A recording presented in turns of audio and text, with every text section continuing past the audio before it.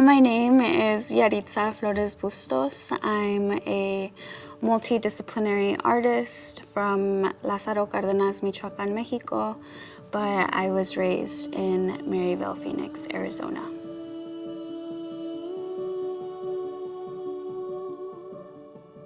So right now I primarily have been working with clay, with ceramics, and the reason why I've chosen this medium, or I feel honestly like this medium has chosen me, is because of one of the first things that I was taught, which is that clay has memory. And so often when working with clay, when you put some sort of impression upon it, once it's fired, that impression will be carried throughout. So regardless if you try to shape the clay in a particular way, the clay is going to do what it wants. And so I feel because of that, it's kind of allowed me to let go of the control that I feel that I often have to have over situations. And it's ultimately just been a very humbling experience in that the land is going to do what it wants, and not me nor anybody will be able to tell it what to do. And so the way that I've been approaching my sculptures right now is in a way that's more playful, and that really just kind of honors the way that the clay goes, despite what I want it to do. And so I usually like to leave my fingerprints upon it and not let go of that. You know, I want there to be proof that I interacted with this material and that I held some sort of relationship with it. And so a lot of my inspiration really comes from my community that has so graciously held my family and I here in the States, and the way that they've existed upon this land. So I'm a DACA recipient. I grew up undocumented majority of my life, and the community that I come from has always been very resourceful with whatever they have, and I choose to honor that with my sculptures. And so ultimately they are what inspires me and what I hope to carry through. Because we migrated without, I would say, like, quote unquote permission, a lot of like my identity has been rooted in Maryville, and it's been rooted here because of the inability to go back and forth.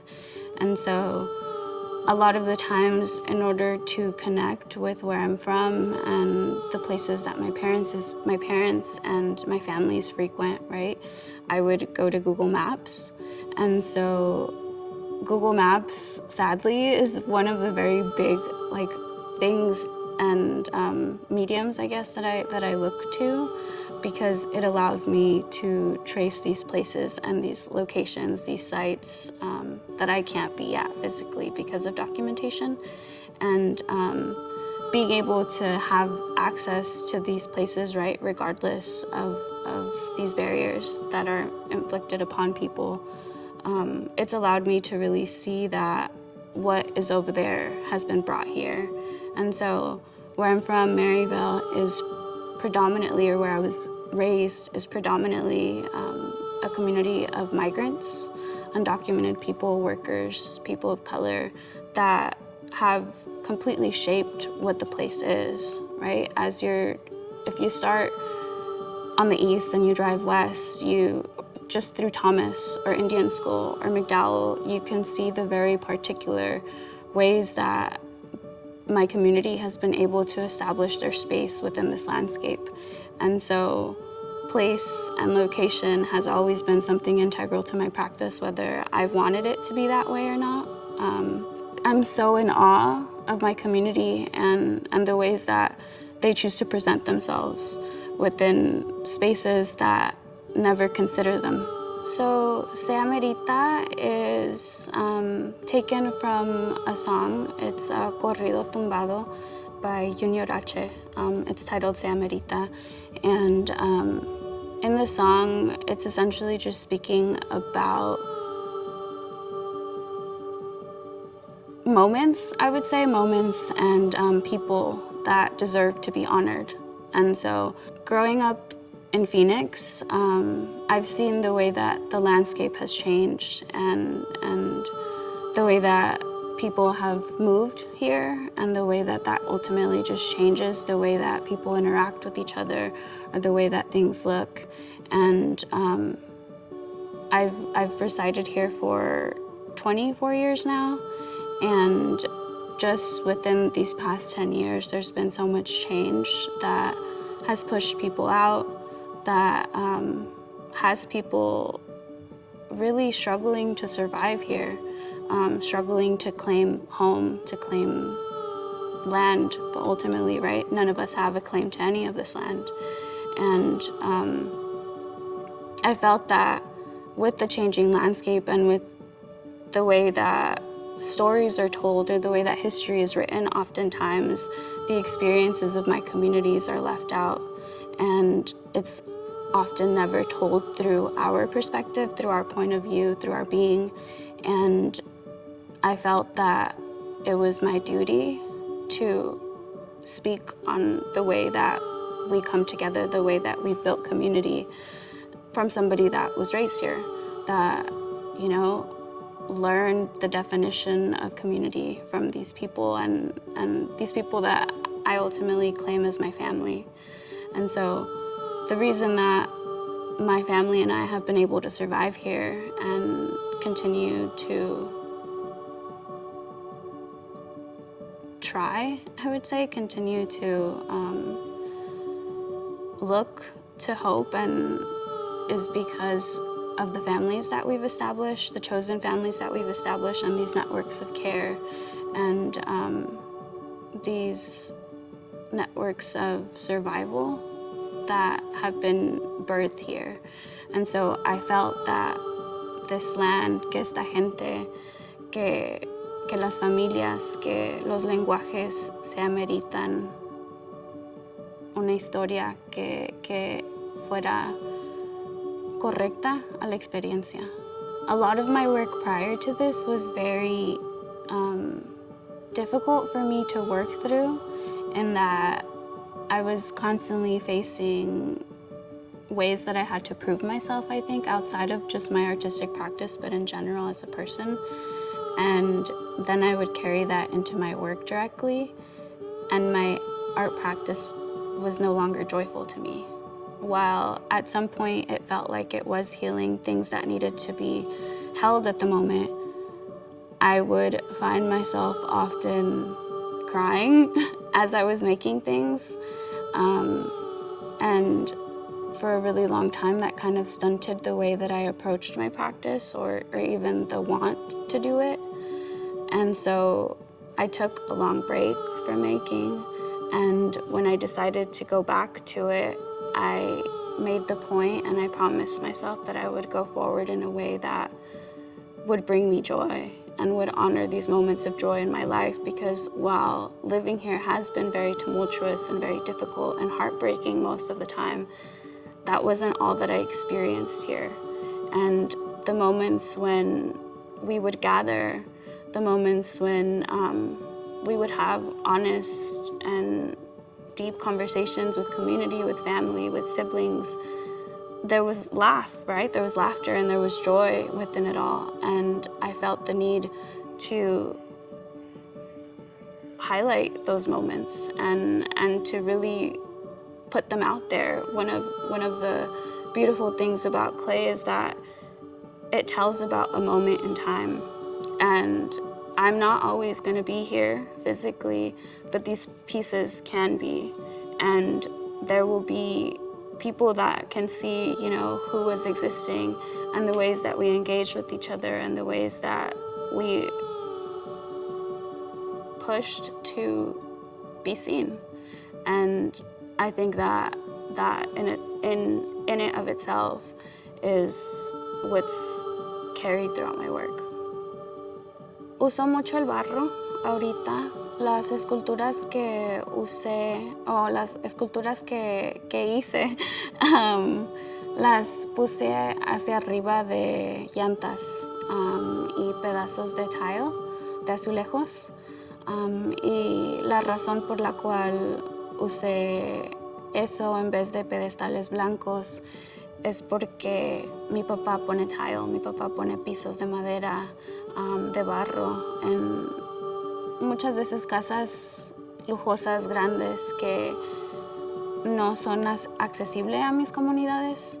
Y mi papá se empeña mucho en ayudar a la gente que sus casas se vean hermosas, que se vean lindas.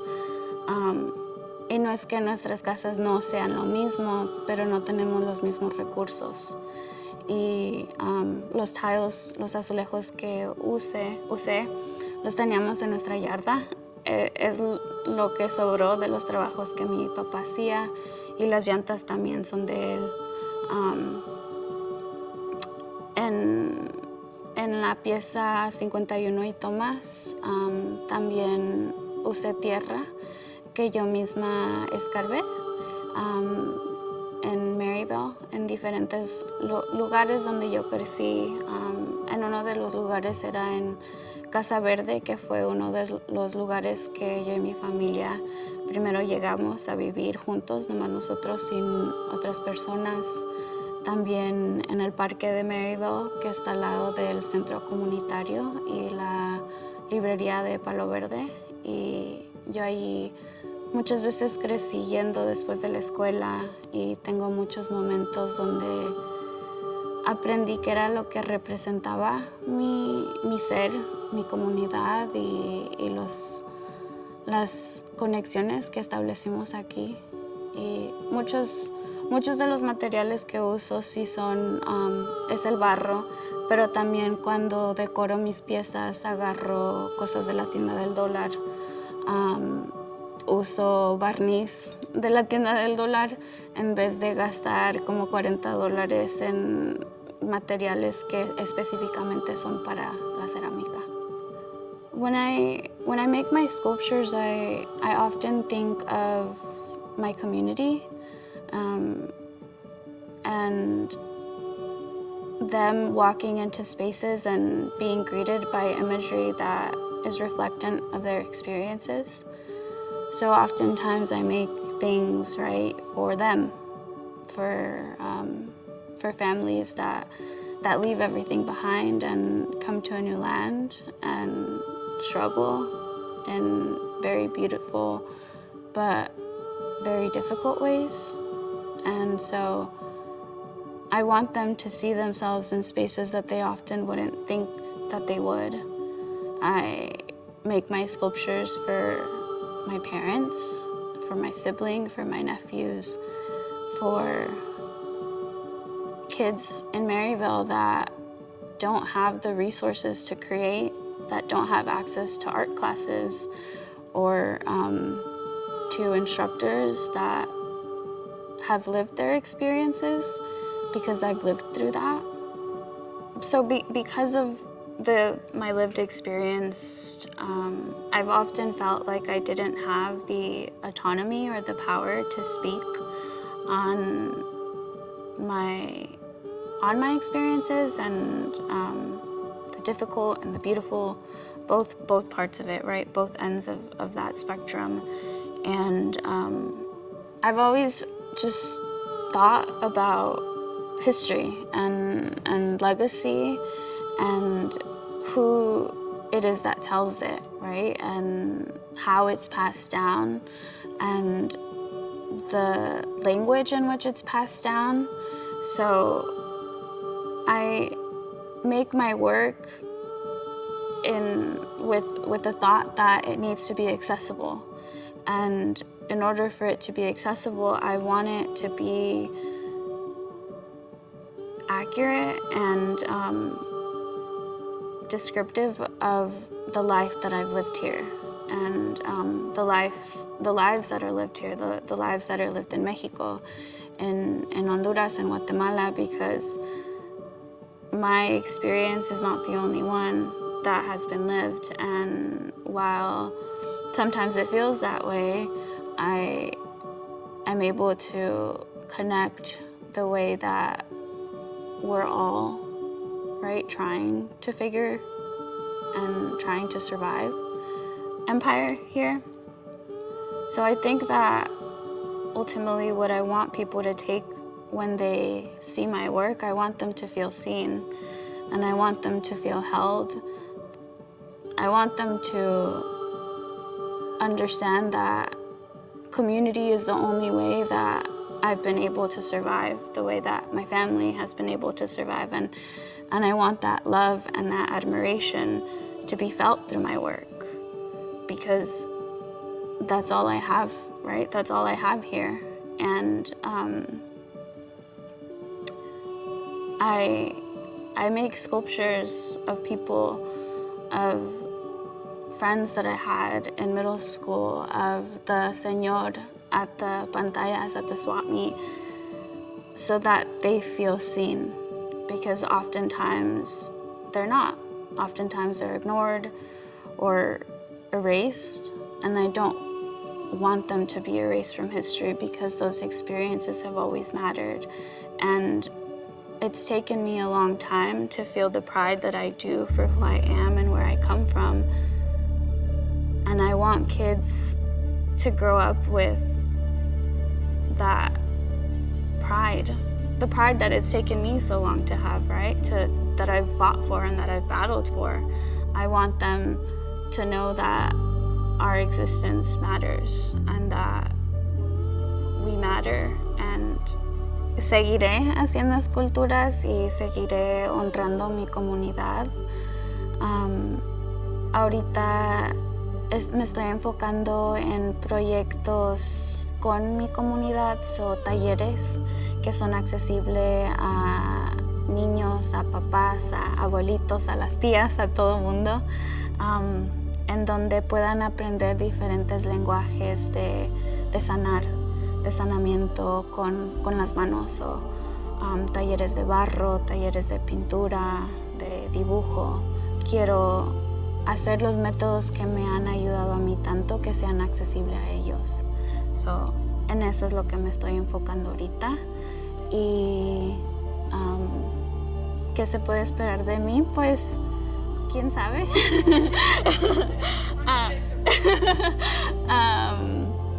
Más aprendizaje y más crecimiento interno, y